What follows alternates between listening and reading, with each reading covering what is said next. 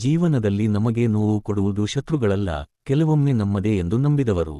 ನಾವು ಪ್ರೀತಿಸಿದವರು, ನಂಬಿದವರು, ನಮ್ಮ ಜೊತೆ ನಿಲ್ಲುತ್ತಾರೆ ಎಂದು ಭಾವಿಸಿದವರು ಒಂದು ದಿನ ನಮ್ಮನ್ನೇ ಮೋಸ ಮಾಡಬಹುದು.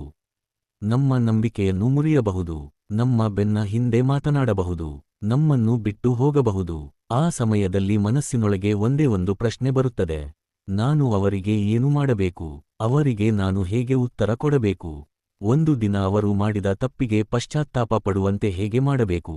ಆದರೆ ಇಲ್ಲಿ ಒಂದು ದೊಡ್ಡ ಸತ್ಯವಿದೆ: ನಿಮ್ಮನ್ನು ದ್ರೋಹ ಮಾಡಿದ ವ್ಯಕ್ತಿಯನ್ನು ಕೆಳಗೆ ಬೀಳಿಸುವುದೇ ನಿಮ್ಮ ಗೆಲುವಲ್ಲ. ನೀವು ಅವರಿಗಿಂತ ಎತ್ತರಕ್ಕೆ ಏರುವುದು ನಿಮ್ಮ ನಿಜವಾದ ಗೆಲುವು. ಅವರು ನಿಮ್ಮನ್ನು ನೋಯಿಸಿದಾಗ ನೀವು ಕುಸಿದು ಬಿದ್ದರೆ ಅವರ ದ್ರೋಹ ಗೆದ್ದಂತೆ. ಆದರೆ ಅದೇ ನೋವನ್ನು ಶಕ್ತಿಯನ್ನಾಗಿ ಮಾಡಿಕೊಂಡು ನೀವು ಮುಂದೆ ನಡೆದರೆ ನಿಮ್ಮ ಜೀವನವೇ ಅವರಿಗೆ ಉತ್ತರವಾಗುತ್ತದೆ. ಒಂದು ದಿನ ನೀವು ಹಿಂದೆ ತಿರುಗಿ ನೋಡಿದಾಗ, ಆ ವ್ಯಕ್ತಿ ನನ್ನ ಜೀವನಕ್ಕೆ ಬಂದದ್ದು ನನ್ನನ್ನು ಮುರಿಯಲು ಅಲ್ಲ, ನನ್ನನ್ನು ಇನ್ನಷ್ಟು ಬಲಿಷ್ಠನನ್ನಾಗಿ ಮಾಡಲು ಎಂದು ಅನಿಸುತ್ತದೆ. ಹಾಗಾದರೆ ಇಂದು ನಾವು ತಿಳಿದುಕೊಳ್ಳೋಣ: ನಿಮಗೆ ದ್ರೋಹ ಮಾಡಿದವರು ನಿಮ್ಮ ಮುಂದೆ ತಲೆಬಾಗಬೇಕು ಎಂದು ನೀವು ಬಯಸಿದರೆ, ಪ್ರತೀಕಾರ ಮಾಡದೆ, ಜಗಳ ಮಾಡದೆ, ಯಾರನ್ನೂ ಕೆಳಗೆ ಎಳೆಯದೆ ನೀವು ಮಾಡಬೇಕಾದ ಆಗಸ್ಟ್ 9 ಕೆಲಸಗಳು ಯಾವುವು? 1.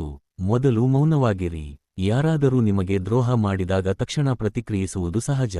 ಕೋಪ ಬರುತ್ತದೆ, ಅವರನ್ನು ಪ್ರಶ್ನಿಸಬೇಕು ಅನ್ನಿಸುತ್ತದೆ, ಅವರಿಗೆ ಫೋನ್ ಮಾಡಿ ಜಗಳ ಮಾಡಬೇಕು ಅನ್ನಿಸುತ್ತದೆ, ಅವರ ತಪ್ಪನ್ನು ಎಲ್ಲರಿಗೂ ಹೇಳಬೇಕು ಅನ್ನಿಸುತ್ತದೆ. ಆದರೆ ಒಂದು ಕ್ಷಣ ನಿಲ್ಲಿ, ಮೌನವಾಗಿರಿ. ಯಾಕೆಂದರೆ ಕೋಪದಲ್ಲಿ ಕೊಟ್ಟ ಉತ್ತರ ಬಹಳ ಬಾರಿ ನಮ್ಮನ್ನೇ ದುರ್ಬಲರನ್ನಾಗಿ ಮಾಡುತ್ತದೆ.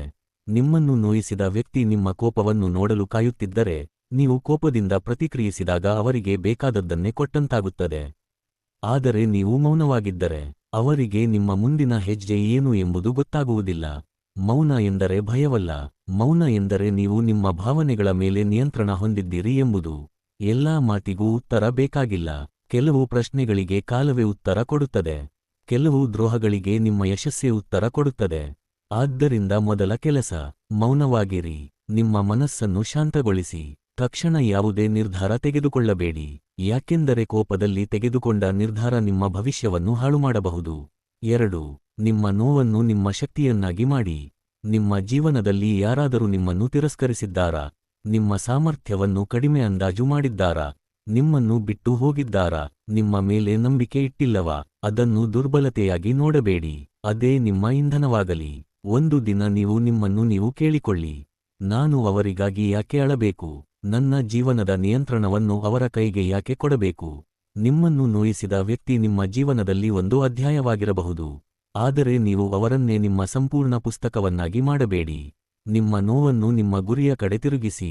ನಿಮಗೆ ನೋವಾದಾಗ ವ್ಯಾಯಾಮ ಮಾಡಿ, ಓದಿ, ಹೊಸ ಕೌಶಲ್ಯ ಕಲಿಯಿರಿ, ನಿಮ್ಮ ಕೆಲಸದಲ್ಲಿ ಉತ್ತಮರಾಗಿರಿ, ನಿಮ್ಮ ಆರೋಗ್ಯದ ಬಗ್ಗೆ ಕಾಳಜಿ ವಹಿಸಿ, ನಿಮ್ಮ ವ್ಯಕ್ತಿತ್ವವನ್ನು ಬೆಳೆಸಿಕೊಳ್ಳಿ. ಒಂದು ದಿನ ನೀವು ಹಿಂದಿನ ನಿಮ್ಮನ್ನೇ ನೋಡಿ ಆಶ್ಚರ್ಯಪಡಬೇಕು: ನಾನು ಇಷ್ಟು ಬದಲಾಗಿದ್ದೇನಾ ಎಂದು.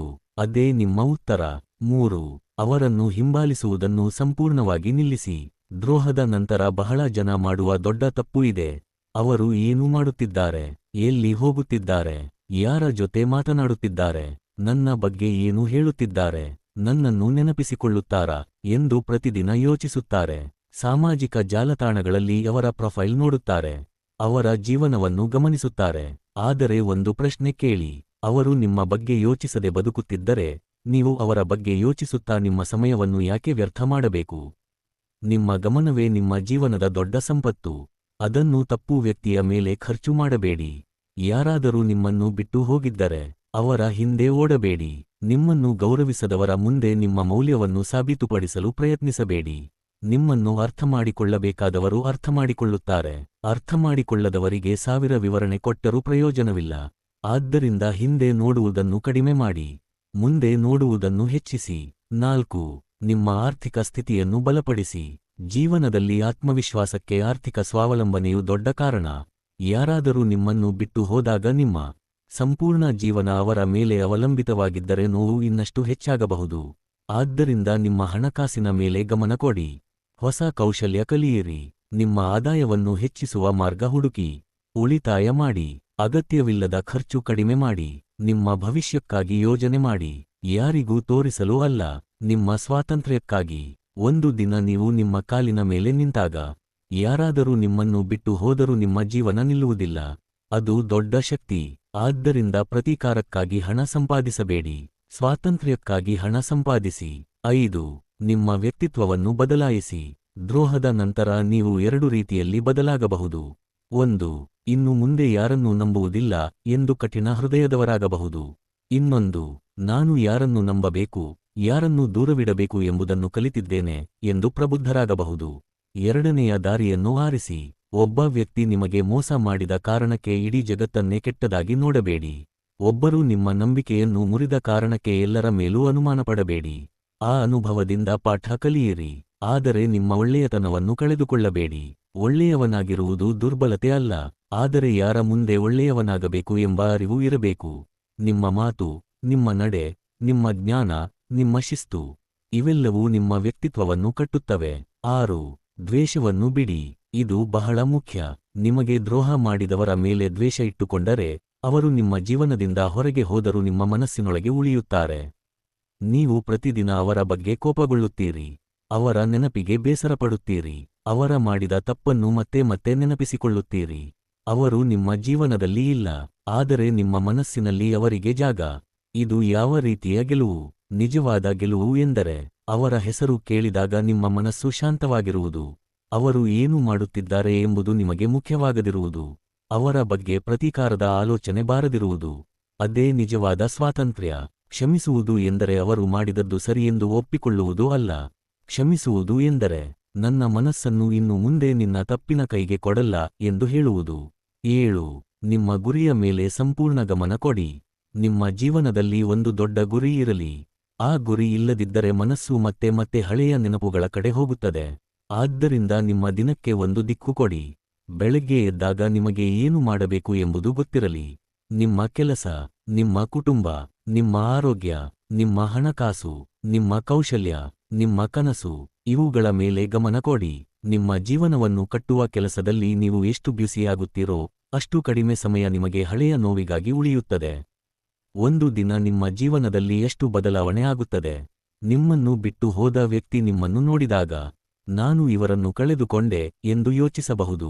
ಆದರೆ ಆಗ ನಿಮಗೆ ಅದರ ಬಗ್ಗೆ ಯಾವುದೇ ಅಹಂಕಾರವೂ ಇರುವುದಿಲ್ಲ, ಯಾಕೆಂದರೆ ನೀವು ಮುಂದೆ ಹೋಗಿರುತ್ತೀರಿ. 8. ನಿಮ್ಮ ಮೌಲ್ಯವನ್ನು ನೀವೇ ಅರಿತುಕೊಳ್ಳಿ. ಯಾರಾದರೂ ನಿಮ್ಮನ್ನು ತಿರಸ್ಕರಿಸಿದರೆ ಅದರರ್ಥ ನಿಮ್ಮ ಮೌಲ್ಯ ಕಡಿಮೆ ಎಂದಲ್ಲ. ಒಬ್ಬ ವ್ಯಕ್ತಿ ನಿಮ್ಮನ್ನು ಗೌರವಿಸಲಿಲ್ಲ ಎಂದರೆ ನೀವು ಗೌರವಕ್ಕೆ ಅರ್ಹರಲ್ಲ ಎಂದಲ್ಲ. ಒಬ್ಬರು ನಿಮ್ಮನ್ನು ಬಿಟ್ಟು ಹೋದರೆ ನೀವು ಪ್ರೀತಿಗೆ ಅರ್ಹರಲ್ಲ ಎಂದಲ್ಲ. ಕೆಲವೊಮ್ಮೆ ತಪ್ಪು ವ್ಯಕ್ತಿಯ ಬಳಿ ನಾವು ನಮ್ಮ ಮೌಲ್ಯವನ್ನು ಹುಡುಕುತ್ತೇವೆ. ಅದು ದೊಡ್ಡ ತಪ್ಪು. ನಿಮ್ಮ ಮೌಲ್ಯವನ್ನು ನೀವು ಅರಿತುಕೊಳ್ಳಿ. ನಿಮ್ಮಲ್ಲಿರುವ ಒಳ್ಳೆಯ ಗುಣಗಳನ್ನು ಗುರುತಿಸಿ. ನಿಮ್ಮ ತಪ್ಪುಗಳನ್ನು ಒಪ್ಪಿಕೊಳ್ಳಿ. ನಿಮ್ಮನ್ನು ಸುಧಾರಿಸಿಕೊಳ್ಳಿ. ಆದರೆ ನಿಮ್ಮನ್ನು ನೀವು ದ್ವೇಷಿಸಬೇಡಿ. ಪ್ರತಿದಿನ ಕನ್ನಡಿಯ ಮುಂದೆ ನಿಂತು ಒಂದು ಮಾತು ಹೇಳಿಕೊಳ್ಳಿ. ನನ್ನ ಜೀವನದ ಜವಾಬ್ದಾರಿ ನನ್ನದು. ನನ್ನ ಭವಿಷ್ಯವನ್ನು ನಾನು ಕಟ್ಟುತ್ತೇನೆ. ಯಾರೊಬ್ಬರ ದ್ರೋಹ ನನ್ನ ಜೀವನದ ಅಂತ್ಯವಲ್ಲ. ಈ ಮಾತುಗಳನ್ನು ನಂಬಲು ಆರಂಭಿಸಿದ ದಿನದಿಂದ ನಿಮ್ಮ ಜೀವನ ಬದಲಾಗಲು ಆರಂಭವಾಗುತ್ತದೆ. 9. ಯಶಸ್ಸಿನಿಂದ ಉತ್ತರ ಕೊಡಿ. ಕೊನೆಯ ಕೆಲಸವೇ ಅತ್ಯಂತ ಶಕ್ತಿಯುತವಾದದ್ದು. ಯಶಸ್ವಿಯಾಗಿರಿ, ಆದರೆ ಅವರಿಗೆ ತೋರಿಸಲು ಅಲ್ಲ, ನಿಮಗಾಗಿ, ನಿಮ್ಮ ಕುಟುಂಬಕ್ಕಾಗಿ, ನಿಮ್ಮ ಭವಿಷ್ಯಕ್ಕಾಗಿ, ನಿಮ್ಮ ಕನಸುಗಳಿಗಾಗಿ. ಯಾರಾದರೂ ನಿಮ್ಮನ್ನು ಕೆಳಗೆ ಎಳೆಯಲು ಪ್ರಯತ್ನಿಸಿದಾಗ ನೀವು ಇನ್ನೂ ಎತ್ತರಕ್ಕೆ ಏರಿ. ಯಾರಾದರೂ ನಿಮ್ಮನ್ನು ನಿರ್ಲಕ್ಷಿಸಿದಾಗ ನೀವು ನಿಮ್ಮನ್ನು ಇನ್ನಷ್ಟು ಅಭಿವೃದ್ಧಿಪಡಿಸಿಕೊಳ್ಳಿ. ಯಾರಾದರೂ ನಿಮ್ಮ ಸಾಮರ್ಥ್ಯವನ್ನು ಅನುಮಾನಿಸಿದಾಗ ನಿಮ್ಮ ಕೆಲಸದ ಮೂಲಕ ಉತ್ತರ ಕೊಡಿ. ಯಾರಾದರೂ ನಿಮ್ಮನ್ನು ಬಿಟ್ಟು ಹೋದಾಗ ನಿಮ್ಮ ಜೀವನವನ್ನು ನಿಲ್ಲಿಸಬೇಡಿ. ಒಂದು ದಿನ ನಿಮ್ಮ ಯಶಸ್ಸು ನಿಮ್ಮ ಪರವಾಗಿ ಮಾತನಾಡುತ್ತದೆ. ಆಗ ನೀವು ಯಾರಿಗೂ ಏನನ್ನೂ ವಿವರಿಸಬೇಕಾಗುವುದಿಲ್ಲ, ಯಾರನ್ನೂ ಸೋಲಿಸಬೇಕಾಗಿಲ್ಲ, ಯಾರ ಮುಂದೆ ಪ್ರತೀಕಾರ ತೋರಿಸಬೇಕಾಗಿಲ್ಲ. ನಿಮ್ಮ ಜೀವನವೇ ಸಾಕ್ಷಿಯಾಗಿರುತ್ತದೆ. ಒಂದು ಸಣ್ಣ ನೆನಪು, ಜೀವನದಲ್ಲಿ ಎಲ್ಲರೂ ನಮ್ಮ ಜೊತೆ ಕೊನೆಯವರೆಗೂ ಇರುವುದಿಲ್ಲ. ಕೆಲವರು ಬರುತ್ತಾರೆ, ಕೆಲವರು ಹೋಗುತ್ತಾರೆ, ಕೆಲವರು ಪಾಠ ಕಲಿಸುತ್ತಾರೆ, ಕೆಲವರು ನೋವು ಕೊಡುತ್ತಾರೆ, ಇನ್ನೂ ಕೆಲವರು ನಮ್ಮ ಜೀವನವನ್ನು ಬದಲಿಸುತ್ತಾರೆ. ಆದರೆ ಪ್ರತಿಯೊಬ್ಬರಿಗೂ ಒಂದು ಪಾತ್ರವಿದೆ. ನಿಮ್ಮನ್ನು ದ್ರೋಹ ಮಾಡಿದ ವ್ಯಕ್ತಿಯ ಪಾತ್ರ ಏನು? ಬಹುಶಃ ನಿಮ್ಮನ್ನು ಬಲಿಷ್ಠನನ್ನಾಗಿ ಮಾಡುವುದು, ನಿಮ್ಮನ್ನು ನಿಮ್ಮ ಕಡೆಗೆ ತಿರುಗಿಸುವುದು, ನಿಮ್ಮ ಮೌಲ್ಯವನ್ನು ನಿಮಗೆ ತಿಳಿಸುವುದು, ನಿಮ್ಮ ಸಮಯದ ಬೆಲೆಯನ್ನು ಕಲಿಸುವುದು, ಯಾರನ್ನು ನಂಬಬೇಕು ಎಂಬುದನ್ನು ಕಲಿಸುವುದು. ಆದ್ದರಿಂದ ನಿಮ್ಮ ಹಿಂದಿನ ನೋವನ್ನು ಶಾಪ ಎಂದು ನೋಡಬೇಡಿ, ಅದನ್ನು ಪಾಠ ಎಂದು ನೋಡಿ. ನಿಮ್ಮ ಕಣ್ಣೀರನ್ನು ದುರ್ಬಲತೆ ಎಂದು ನೋಡಬೇಡಿ, ಅದನ್ನು ನಿಮ್ಮ ಹೃದಯದ ಶುದ್ಧತೆ ಎಂದು ನೋಡಿ. ಆದರೆ ಅದೇ ನೋವಿನಲ್ಲಿ ಜೀವನಪೂರ್ತಿ ಸಿಲುಕಿಕೊಳ್ಳಬೇಡಿ. ಎದ್ದು ನಿಲ್ಲಿ. ಮುಂದೆ ನಡೆಯಿರಿ. ನಿಮ್ಮ ಜೀವನವನ್ನು ಬದಲಾಯಿಸಿ. ಕೊನೆಯಲ್ಲಿ ಒಂದು ಮಾತನ್ನು ನೆನಪಿಟ್ಟುಕೊಳ್ಳಿ. ನಿಮಗೆ ದ್ರೋಹ ಮಾಡಿದವರು ನಿಮ್ಮ ಕಾಲಿಗೆ ಬೀಳುವುದು ಮುಖ್ಯವಲ್ಲ. ಒಂದು ದಿನ ನೀವು ನಿಮ್ಮ ಜೀವನವನ್ನು ನೋಡಿ, ನನ್ನನ್ನು ಯಾರೂ ಮುರಿಯಲು ಸಾಧ್ಯವಿಲ್ಲ ಎಂದು ಹೇಳುವ ಸ್ಥಿತಿಗೆ ಬರುವುದು ಮುಖ್ಯ. ನಿಮ್ಮನ್ನು ನೋಯಿಸಿದವರಿಗಾಗಿ ನಿಮ್ಮ ಜೀವನವನ್ನು ಹಾಳುಮಾಡಬೇಡಿ. ನಿಮ್ಮನ್ನು ಕಳೆದುಕೊಂಡವರಿಗಾಗಿ ನಿಮ್ಮ ಕಣ್ಣೀರನ್ನು ವ್ಯರ್ಥ ಮಾಡಬೇಡಿ. ನಿಮ್ಮನ್ನು ಗೌರವಿಸದವರಿಗಾಗಿ ನಿಮ್ಮ ಸಮಯವನ್ನು ಖರ್ಚು ಮಾಡಬೇಡಿ. ನಿಮ್ಮ ಜೀವನಕ್ಕೆ ಒಂದು ಹೊಸ ಆರಂಭ ಕೊಡಿ. ಮೌನವಾಗಿರಿ. ನಿಮ್ಮನ್ನು ಸುಧಾರಿಸಿಕೊಳ್ಳಿ. ನಿಮ್ಮ ಗುರಿಯ ಕಡೆ ನಡೆಯಿರಿ. ಆರ್ಥಿಕವಾಗಿ ಬಲಿಷ್ಠರಾಗಿ. ನಿಮ್ಮ ವ್ಯಕ್ತಿತ್ವವನ್ನು ಬೆಳೆಸಿಕೊಳ್ಳಿ. ದ್ವೇಷವನ್ನು ಬಿಡಿ. ನಿಮ್ಮ ಮೌಲ್ಯವನ್ನು ಅರಿತುಕೊಳ್ಳಿ. ಮತ್ತು ಕೊನೆಗೆ, ನಿಮ್ಮ ಯಶಸ್ಸಿನಿಂದ ಉತ್ತರ ಕೊಡಿ. ಏಕೆಂದರೆ ಪ್ರತೀಕಾರದಿಂದ ಸಿಗುವ ಸಂತೋಷ ಕೆಲವೇ ಕ್ಷಣಗಳದ್ದು. ಆದರೆ ನಿಮ್ಮನ್ನು ನೀವು ಗೆದ್ದಾಗ ಸಿಗುವ ಸಂತೋಷ ಜೀವನಪೂರ್ತಿ ಇರುತ್ತದೆ. ಒಂದು ದಿನ ನೀವು ಹಿಂದಿರುಗಿ ನೋಡಿದಾಗ, ನಿಮಗೆ ದ್ರೋಹ ಮಾಡಿದವರ ಬಗ್ಗೆ ಅಲ್ಲ, ನೀವು ಎಷ್ಟು ದೂರ ಬಂದಿದ್ದೀರಿ ಎಂಬುದರ ಬಗ್ಗೆ ಹೆಮ್ಮೆಪಡಬೇಕು. ನಿಮ್ಮನ್ನು ಕಳೆದುಕೊಂಡವರು ಏನು ಕಳೆದುಕೊಂಡರು ಎಂಬುದು ಅವರ ಸಮಸ್ಯೆ. ನೀವು ನಿಮ್ಮನ್ನು ಕಳೆದುಕೊಳ್ಳದಿರುವುದು ನಿಮ್ಮ ಗೆಲುವು. ಇಂದಿನಿಂದ ಒಂದು ನಿರ್ಧಾರ ತೆಗೆದುಕೊಳ್ಳಿ. ನನ್ನನ್ನು ನೋಯಿಸಿದವರ ಹಿಂದೆ ನಾನು ಓಡುವುದಿಲ್ಲ. ನನ್ನನ್ನು ತಿರಸ್ಕರಿಸಿದವರ ಮುಂದೆ ನಾನು ನನ್ನ ಮೌಲ್ಯವನ್ನು ಸಾಬೀತುಪಡಿಸುವುದಿಲ್ಲ. ನನ್ನ ಜೀವನವನ್ನು ನಾನು ಕಟ್ಟುತ್ತೇನೆ. ನನ್ನ ಭವಿಷ್ಯವನ್ನು ನಾನು ನಿರ್ಮಿಸುತ್ತೇನೆ. ಮತ್ತು ನನ್ನ ಯಶಸ್ಸಿನಿಂದಲೇ ನನ್ನ ಉತ್ತರ ಕೊಡುತ್ತೇನೆ. ಅದೇ ನಿಜವಾದ ಗೆಲುವು. ಅದೇ ನಿಜವಾದ ಪ್ರತೀಕಾರ. ಮತ್ತು ಅದೇ ನಿಮ್ಮ ಹೊಸ ಜೀವನದ ಆರಂಭ.